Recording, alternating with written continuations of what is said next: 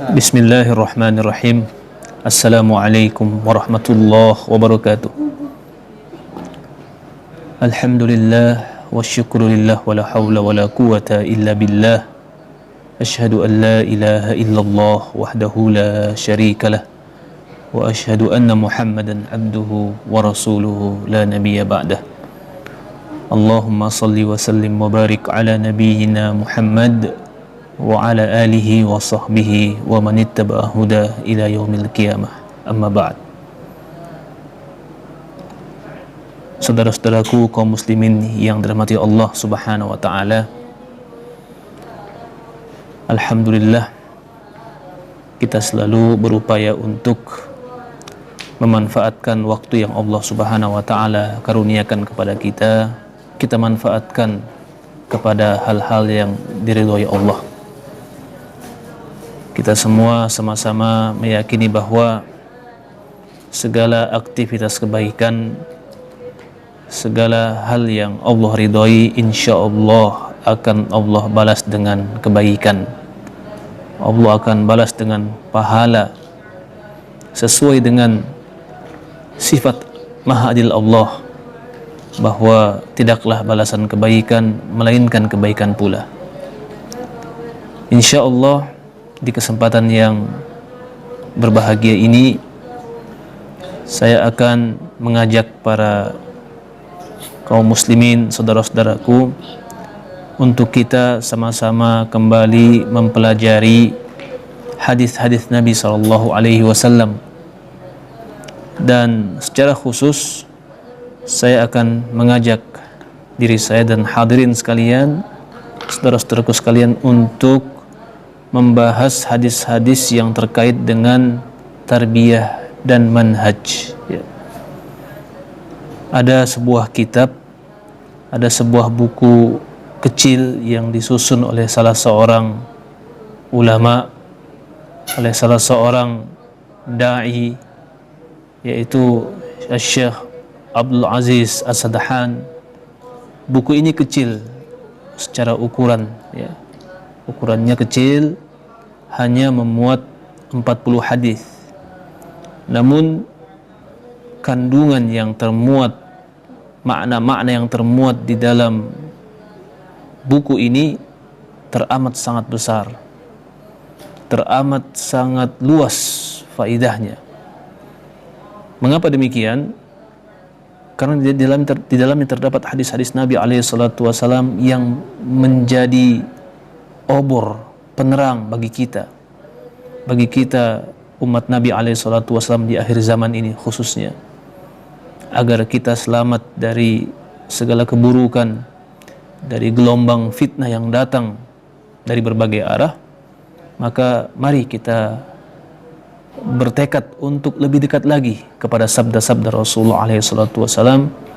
Dan saya akan bacakan nanti beberapa hadis, atau ada 40 hadis yang termuat dalam buku ini, yang insya Allah kalau kita mencoba untuk mentadabburi, merenungi hadis-hadis yang termuat di dalam buku ini, insya Allah akan banyak faidah pelajaran yang bisa kita segarkan kembali dalam pikiran kita, dan kita kuatkan kembali hati kita untuk semakin dekat kepada Al-Quran, kepada hadis-hadis Nabi SAW, yang itu insya Allah akan mengantarkan kita kepada dua kebaikan di dunia maupun di akhirat kelak. Buku ini berjudul Arba'una Hadisan fil Manhaji fit Tarbiyati wal Manhaj, 40 hadis pilihan terkait dengan tarbiyah dan al-manhaj. Apa yang dimaksud dengan tarbiyah dan apa yang dimaksud dengan al-manhaj? Syekh Abdul Aziz As-Sadhan hafizahullah mengatakan bahwa yang beliau maksud dengan kata tarbiyah dalam judul ini adalah bagaimana kita seorang hamba, bagaimana kita berupaya untuk mentarbiyah diri kita, mendidik hati kita serta anggota tubuh kita sesuai dengan nas-nas Al-Quran maupun sabda-sabda Nabi alaihi salatu wassalam, dan sesuai dengan apa yang diwariskan oleh para salafus saleh. Ini penting. Penting bagaimana kita mendidik hati kita, mentarbiah hati kita serta anggota tubuh kita agar terpelihara, agar terjaga sesuai dengan bimbingan Nabi alaihi salatu wassalam dan warisan hikmah yang diwariskan oleh para salafus soleh. Jadi ini yang dimaksud dengan tarbiyah, ya. Adapun al-manhaj, yang dimaksud dengan al-manhaj oleh Syekh As-Sadahan hafizahullah adalah metode atau cara berinteraksi dengan siapapun yang kita ingin ajak kepada kebaikan. Ya, kita diwajibkan untuk mengajak orang lain menikmati kebaikan yang kita nikmati. Siapapun dia, keluarga kita, kawan kita, siapapun. Ya, dari kaum muslimin yang perlu diingatkan, perlu diajak dengan baik kepada jalan Allah. Nah, ini disebut dengan manhaj, ya. Metodenya metodenya tidak boleh sembarangan. Harus sesuai dengan metode yang dahulu digunakan oleh Nabi alaihi salatu wassalam dan ada tuntunannya dalam Al-Qur'an. Ya. Ada tuntunannya dalam Al-Qur'an dan dalam hadis-hadis Nabi alaihi salatu wassalam serta dalam warisan ilmu yang diwariskan oleh para salafus saleh. Bagaimana cara mengajak orang kepada kebaikan? Itu ada ajarannya. Maka insya Allah 40 hadis ini akan kita bahas satu persatu, akan kita tadabburi satu persatu agar kita oleh Allah Subhanahu wa taala dimudahkan, dilempangkan oleh Allah untuk kita bisa mentarbiah hati kita, mentarbiah diri-diri kita, dan bagaimana kita berupaya untuk mengajak orang lain kepada kebaikan, kepada Islam dengan sebaik-baik cara, dengan cara yang pernah diajarkan oleh Rasulullah alaihi salatu wassalam, tentu berdasarkan Al-Quran dan sunnah Rasulullah sallallahu alaihi wasallam.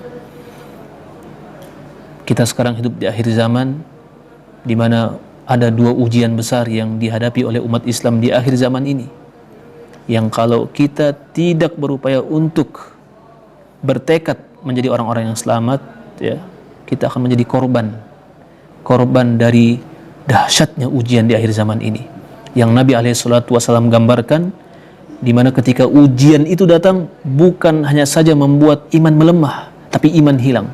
Dalam sebuah hadis Nabi alaihi salatu wasallam bersabda,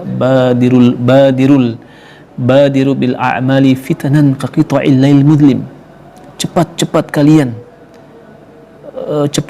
kalian untuk beramal sebelum datang fitnah, datang ujian seperti gelapnya malam. Apa kata Nabi alaihi salatu wassalam? Menggambarkan bagaimana kondisi manusia ketika datang itu ujian.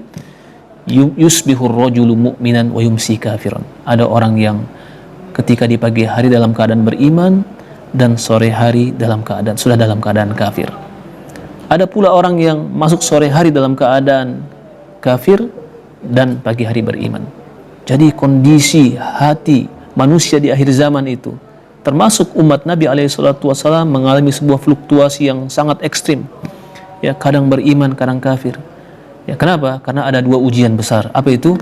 Ujian syubhat dan ujian syahwat. Ini sangat besar sekali.